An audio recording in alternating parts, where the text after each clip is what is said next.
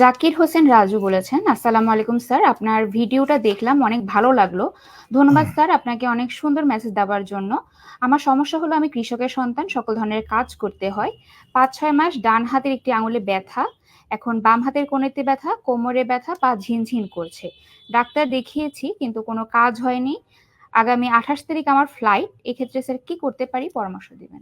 ধন্যবাদ জাকির হোসেন। আপনি আমাদের নিয়মিত ফেসবুক দেখবেন, ইউটিউব দেখবেন, ওখানে অনেক ইনফরমেশন দেওয়া আছে। আমরা কিন্তু প্রোগ্রামগুলো করছি আপনাদের ব্রেন খোলার জন্য, আপনাদেরকে জানার জন্য, অ্যাওয়ারনেস ডেভেলপমেন্ট করার জন্য, আপনার জন্য চিকিৎসায় প্রতারিত না হন, ভুল চিকিৎসা। কারণ আমাদের দেশে আমি হাজার হাজার লক্ষ লক্ষ রোগীকে দেখেছি যারা চিকিৎসা করছে, ওষুধ খাচ্ছে, দিন দিন রোগ বড় হয়ে যাচ্ছে।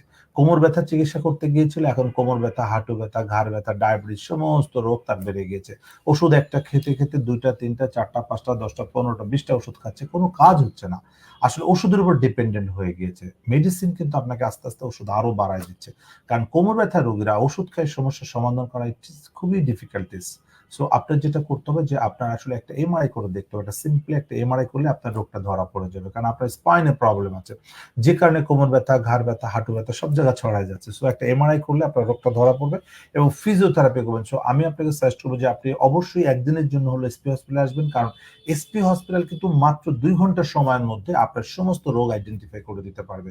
2 ঘন্টার সময়ের মধ্যে আইডেন্টিফাই করে দেন কি ট্রিটমেন্ট করলে আপনি সুস্থ হবেন সেই সাজেশনটা করে দিবে। দেন আপনি ফ্লাই করে চলে যাবেন, সেলফ ট্রিটমেন্ট শিখে যাবেন, প্রয়োজনে নিজে নিজে যে করবেন। তারপরে যদি ভালো না হন তখন হচ্ছে আমাদের সাহায্য নেবেন, আমরা এসপি হসপিটালে রেখে আপনাকে সুস্থ করে দিতে পারবো। ধন্যবাদ আপনাকে। এসপি হাসপাতাল, আন্তর্জাতিক মানের পূর্ণাঙ্গ ব্যথা নিরাময় হাসপাতাল।